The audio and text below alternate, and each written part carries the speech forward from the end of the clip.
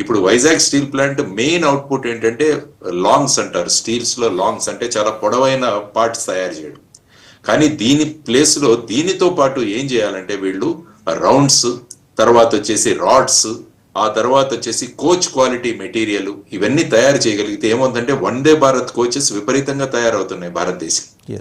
కాబట్టి coach quality material కనుక మీరు తయారు చేయగలిగితే ఏమవుతుందంటే అప్పుడు మళ్ళా మీ మార్కెటింగ్ పెరుగుతుంది. ఎందుకంటే వైజాగ్ స్టీల్ క్వాలిటీ అంత స్టీల్ ఇంకెక్కడా లేదు ఇండియాలో. కానీ వీళ్ళు ఏంటంటే ప్రోడక్ట్ డైవర్షన్ చేయాలి, వాల్యూ యాడెడ్ ప్రోడక్ట్స్ కూడా తీసుకురావాలి.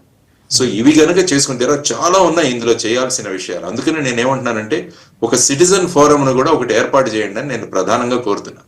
సార్, ఒక ప్రొయాక్టివ్ అట్మాస్ఫియర్ ఈరోజు ప్రివైల్ అయింది. ప్రధానమంత్రి ఇనిషియేషను, మన ముఖ్యమంత్రి, డిప్యూటీ చీఫ్ మినిస్టర్, అలాగే అక్కడ కేంద్ర ఉక్కు శాఖ మంత్రి, చివరికి చాలా పట్టుదల మీద ఉండే ఆర్థిక మంత్రి నిర్మలా సీతారామన్ గారు అందరూ ఒకటే లైన్ మీదకి వచ్చి స్టీల్ ప్లాంట్ బాగోగుల గురించి ఆలోచించేశారు. మంచిదే.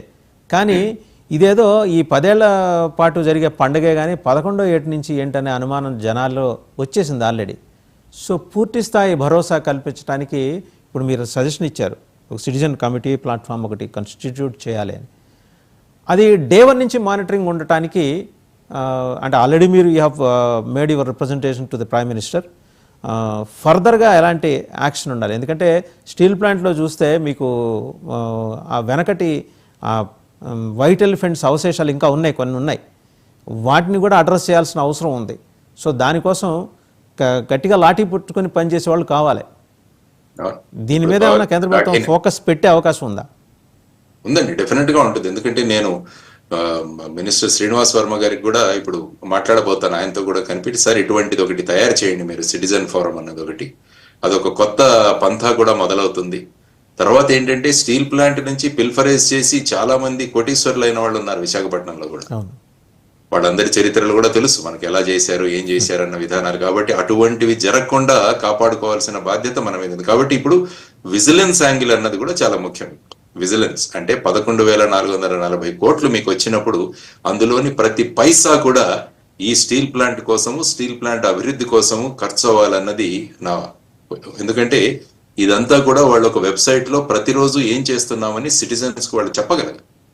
మేము ఈ రోజు ఏం చేశాము, ఒక మానిటరింగ్ ఉండాలి. ఎందుకంటే ఇది మనం అందరం కూడా విశాఖ స్టీల్ ప్లాంట్ మన హృదయాల్లో ఉన్నది. కాబట్టి దీన్ని మళ్ళా పోగొట్టుకోకూడదు. అంటే ఇప్పుడు కేంద్ర ప్రభుత్వం ఏమంటే మీకు ఇంత ఇచ్చినా కూడా మీరు చేసుకోలేకపోయారన్న వాదన వస్తే ఏమవుతుందంటే ఫైనల్ గా ప్రైవేటైజేషన్ దిశగా వెళుతుంది. అది వెళ్లకుండా చూసుకోవాలంటే నేను చెప్పినట్టు ఈ విధంగా బ్యాలెన్స్ షీట్ యొక్క రీస్ట్రక్చరింగ్, తర్వాత వాల్యూ యాడెడ్ ప్రోడక్ట్స్ మనం తయారు చేసుకోవడం, ఆ తర్వాత అనుభవజ్ఞులైన వ్యక్తులు ఎవరైతే ఉన్నారో ఈ స్టీల్ ప్లాంట్ నాది, మాది, మా ప్రజలది అన్న భావాలతో, అంకిత భావంతో పనిచేసే మేనేజ్మెంట్ స్టాఫ్, వీరందరినీ కనుక తీసుకురాగలిగితే ఒక ఫుల్ టైం సిఎండి ఎవరికైతే స్టీల్ ప్లాంట్ ఈ పని చేయడంలో ఫుల్ ఫ్లెడ్జ్డ్ నాలెడ్జ్ ఉంది, ఏసీ రూముల్లో కూర్చునే వాళ్ళు కాకుండా వెళ్ళి స్టీల్ ప్లాంట్ లో నిలబడే వాళ్ళు కావాలి. ఇప్పుడు మనం కార్మికులతో భుజానికి భుజం వాళ్ళు సపోర్ట్ చేస్తూ ముందుకు నడిపే వాళ్ళు రాగలిగితే ఏమవుతుందంటే బ్రహ్మాండమైన దిశగా. ఎందుకంటే మనకు అనుభవం ఉంది, ఇంతకు ముందు చూపించాం మనం 2001లో 1997లో సిట్ ఇండస్ట్రీ అయిన దీన్ని మనము లాభాల బాటలో పట్టించి ప్రభుత్వానికి రిటర్న్ చేసేసి వాళ్ళు ఇచ్చిన క్యాపిటల్ మనం ఒక ఆదర్శాన్ని నిలపగలిగాం. కాబట్టి మళ్ళా అటువంటి ఒక ఛాన్స్ వచ్చింది, ఒక అవకాశం వచ్చిందని మనం అందరం కూడా భావించాలి అన్నది నేను పదే పదే మీకు అదే చెబుతున్నానండి వాసుదేవన్ గారు. రైట్. అంటే ఫైనల్గా ఒక విషయం చెప్పండి సార్, మీరు ఎలాగూ కాసేపట్లో ఉక్కు శాఖ సహాయ మంత్రి గారితో మాట్లాడబోతున్నారని చెప్పారు. మీ వైపు నుంచి ఉన్న సెషన్స్తో పాటు తీసుకోవాల్సిన జాగ్రత్తలు అనే అంశం మీద కూడా ఆయనతో మాట్లాడే అవకాశం ఉందా? డెఫినెట్ గా అన్ని విషయాలు ఆయనతో మాట్లాడడం, మొదట ఆయనకి ధన్యవాదాలు తెలియజేస్తూ, ఈ ప్రతి పైసా కూడా ఇందులో ఏదైతే ఏ ఉద్దేశంతో అయితే స్టీల్ ప్లాంట్ కి ఇవ్వడం జరుగుతుందో ఆ విధంగా మనం తీసుకోవాలి. ఆ తరువాత మనకున్న ఇతర సొల్యూషన్స్ ఏవైతే ఉన్నాయో, అంటే ఈ గనులు కేటాయించడము, ఆ తర్వాత వచ్చేసి ఇందులో ముఖ్యంగా ఏంటంటే క్రెడిట్ మీద కొన్ని సంవత్సరాలు మనం ఇవ్వగలమా అన్నది కూడా చూసుకోవాలి. ఇప్పుడు ఫర్ ఎగ్జాంపుల్ ఎన్ఎండిసి నుంచి మనం ఐరన్ ఓర్ కొంటున్నాం, దాన్ని 1-2 సంవత్సరాలు క్రెడిట్ మీద మీరు ఇవ్వగలరా? తర్వాత ఆయిల్, ఈ డీజిల్ ఇవన్నీ ఏవైతే ఉన్నాయో వాటిని మనం తీసుకోవడం. ఇంకొక సలహా నేనేమిచ్చానంటే, మొన్న కుమారస్వామి గారు మాట్లాడుతూ ప్రస్తుతం స్టీల్ ప్లాంట్ లో ఈ బ్లాస్ట్ ఫర్నెస్ ప్లేస్ లో ఎలక్ట్రికలీ ఆపరేటెడ్ ఫర్నెసెస్ ఉండాలి అని చెప్పారు, ఎలక్ట్రిసిటీ బేస్డ్.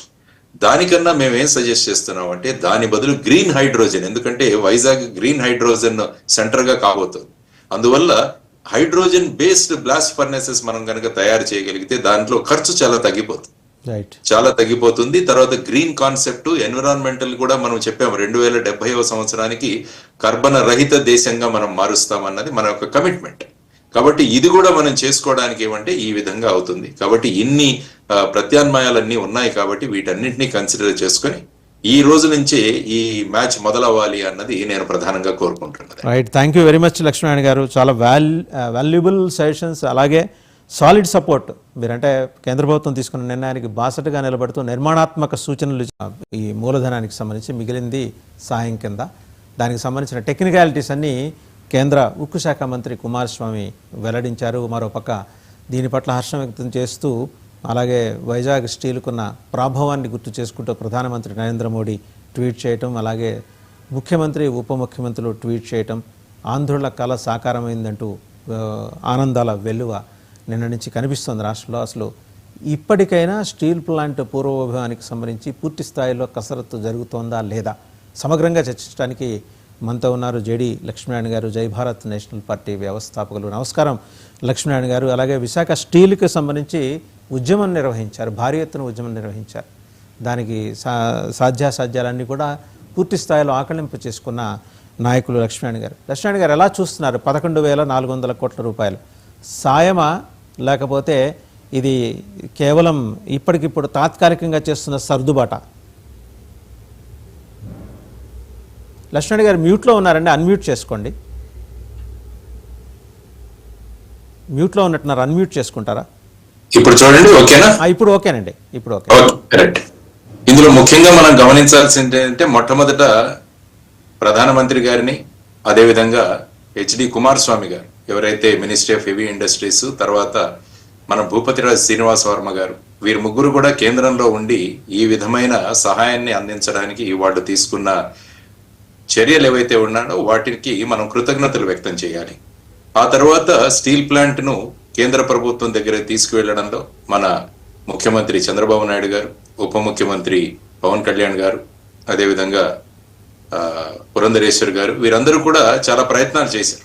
కాబట్టి వీరందరి ప్రయత్నాల ద్వారా కేంద్ర ప్రభుత్వం ఈరోజు ఈ 11,440 కోట్లు ఏదైతే, అందులో 10,300 కోట్లు వచ్చేసి ఈక్విటీ ఇన్ఫ్యూషన్ గాను, తర్వాత మిగతా 1,140 కోట్లు ఏదైతే ఉందో అది ఈ ప్రిఫరెన్షియల్ బాండ్స్ షేర్స్ లాగా వాటిని అడ్జస్ట్ చేయడం, ఈ 2 విధానాలు ప్రకటించారు.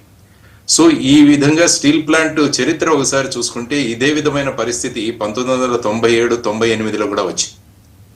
అప్పుడు యాక్చువల్ గా సిక్ ఇండస్ట్రీ లాగా ఉండి బిఐఎఫ్ఆర్ కు రెఫర్ కూడా చేయడం జరిగింది ఈ కంపెనీ.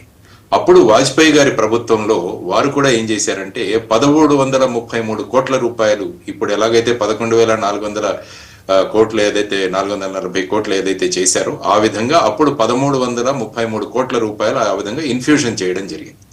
దానివల్ల ఏమైందంటే స్టీల్ ప్లాంట్ ఆ తర్వాత లాభాల్లోకి వచ్చింది, ఎక్స్పాన్షన్ కు వెళ్ళింది. తర్వాత 2011 నుంచి 2015 వరకు వారు సుమారుగా 2,947 కోట్లు మళ్ళా ప్రభుత్వానికి ఏదైతే మీరు ఇచ్చారో దానికి మళ్ళా వీరు కట్టడం జరిగింది. సో అది స్టీల్ ప్లాంట్ యొక్క చరిత్ర. కాబట్టి ఇప్పుడు వస్తున్న ప్రస్తుత సహాయాన్ని మనం చూసుకుంటే అందులో 10 సంవత్సరాల పీరియడ్ అని ఇచ్చారు వారు. అంటే ఈ 10 సంవత్సరాలలో మళ్ళా స్టీల్ ప్లాంట్ ఈ అమౌంట్ ఏదైతే ఉందో దాన్ని మళ్ళా ప్రభుత్వానికి ఇవ్వాలన్నది నా అండర్స్టాండింగ్.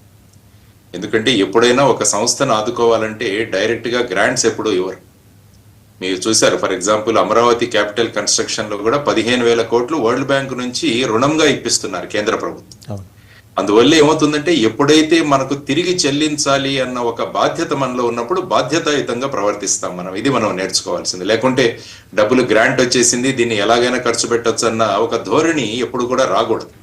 అందువల్ల ఈ 10 సంవత్సరాలలో ఏం చేయగలము అన్నది స్టీల్ ప్లాంట్ వాళ్ళు ఆలోచించుకోవాలి. కాబట్టి ఈ విధమైన పరిస్థితుల్లో ఇప్పుడు మామూలుగా ఇంగ్లీష్ లో అంటాం, now the ball is in RINL court అంట. ఇంతవరకు ఏం చేశామంటే కేంద్ర ప్రభుత్వము, ప్రధాని గారు వీరి గురించి మాట్లాడేవాళ్ళము. నౌ వాళ్ళు ఈ బంతిని ఇక్కడికి విసిరారు. మీరు ఈ బంతిని తీసుకుని ఏ విధంగా చక్కగా ఆడి మీరు ఎన్ని గోల్స్ చేస్తారో అన్న దాని మీద మీ ఎఫిషియన్సీ ఆధారపడి ఉంటుంది. కాబట్టి ఇప్పుడు ముఖ్యంగా చేయాల్సింది ఏంటంటే ఒక అనుభవం కలిగిన ఒక సిఎండిని అక్కడ నియమించడం చాలా అవసరం. ఇప్పుడు మీరు చూసుకుంటే స్టీల్ ప్లాంట్ లో ఎగ్జిక్యూటివ్ డైరెక్టర్ ఆపరేషన్స్ కూడా లేరు. రైట్. ఆ తర్వాత సుమారుగా 15 ఎగ్జిక్యూటివ్ డైరెక్టర్ పోస్టులు ఉంటే ఒకరు కూడా లేరు అక్కడ. 64 చీఫ్ జనరల్ మేనేజర్ పోస్టులు ఉంటే కేవలం 6 ఉన్నారు.